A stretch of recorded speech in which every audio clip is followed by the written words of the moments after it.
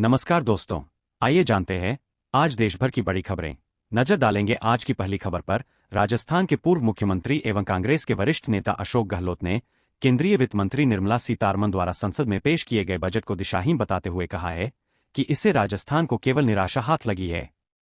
उन्होंने आगे कहा कि पहले भाजपा सरकार का वादा 2 करोड़ रोजगार प्रतिवर्ष का था। पूर्व सीएम गहलोत कहा कि महंगाई को काबू करने के लिए इस बजट में कोई उपाय नहीं किए गए हैं। न तो पेट्रोल डीजल पर कोई टैक्स कम किया गया और न ही रसोई गैस सस्ती की गई। राजस्थान में हमारी सरकार ने 500 रुपए में गैस सिलेंडर दिया। जब राजस्थान राज्य ऐसा कर सकता है तो केंद्र सरकार ऐसा क्यों नहीं कर सकती। उन्होंने कहा कि पूरे बजट भाषण को पढ़े के बाद जनता निराश है।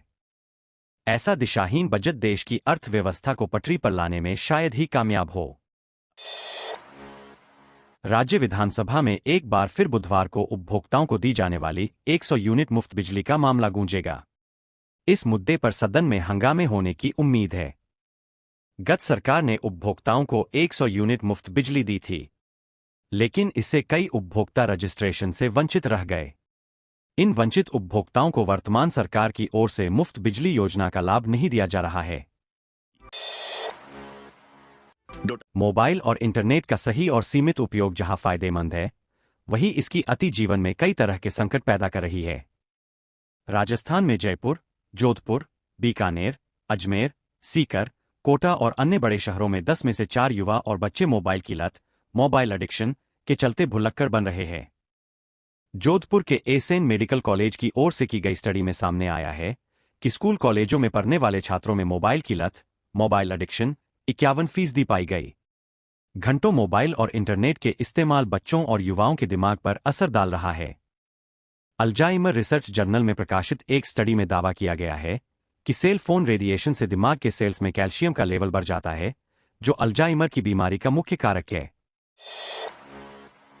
वित्त मंत्री निर्मला सीतारमण ने मंगलवार को मोदी सरकार के तीसरे कार्यकाल का पहला पूर्ण बजट, यूनियन बजट 2024 से 25 पेश किया। इसमें नीतीश कुमार के बिहार और चंद्रबाबू नायडू के आंध्र प्रदेश पर मोदी सरकार मेहरबान रही। वहीं बीजेपी सरकार होने के बावजूद भी राजस्थान में झोली में कुछ नहीं आया। इस पर कांग्रेस ने मोदी सरकार पर तीखा हमला बोला है। कांग्रेस प्रदेश अध्यक्ष गोविंद सिंह डोटासरा ने कहा कि राजस्थान से 11 सीट हारने का बदला लिया गया है। मोदी सरकार के बजट पर प्रतिक्रिया देते हुए पीसीसी चीफ गोविंद सिंह डोटासरा ने कहा कि युवा, महिला और किसान के लिए बजट में कुछ नहीं है। कर्मचारियों को इनकम टैक्स में राहत की बात थी, लेकिन कुछ नहीं मिला है। बजट में कोई विजन नहीं है, सिर्फ आंकड़ों का पुलिंदा दिखा है। केंद्रीय वित्त मंत्री निर्मला सीतारमण ने मोदी सरकार के तीसरे कार्यकाल का पहला पूर्ण बजट मंगलवार को पेश किया। इस बजट में आंध्र प्रदेश और बिहार को सौगात दी गई, जिसके बाद इंडिया गठबंधन के नेताओं ने इसके विरोध में धरना प्रदर्शन करने के साथ ही बजट को पक्षपातपूर्ण और कुर्सी बचाने वाला बजट करार दिया है। पूर्ण बजट 2024 में अन्य राज्यों की अनदेखी को लेकर इंडी गठबंधन ने सरकार के खिलाफ मोर्चा खोल दिया है। कांग्रेस की संसदीय दल प्रमुख सोनिया गांधी, कांग्रेस अध्यक्ष मल्लिकार्जुन खड़गे, लोकसभा में नेता विपक्ष राहुल गांधी और सपा अध्यक्ष अखिलेश यादव समेत विपक्षी दलों के कई नेता मौजूद रहे। इन्होंने हाथों में डिमांड करती तख्तियां पकड़ रखी थीं, जिसमें लिखा था कि एनडीए ने इंडिया को नजरअंदाज किया। मल्लिकार्जुन खड़गे ने कहा, इस बजट से कोई खुश नहीं है। ये सिर्फ सरकार बचाओ बजट है। यह बजट सिर्फ अपने सहयोगियों को संतुष्ट करने के लिए है।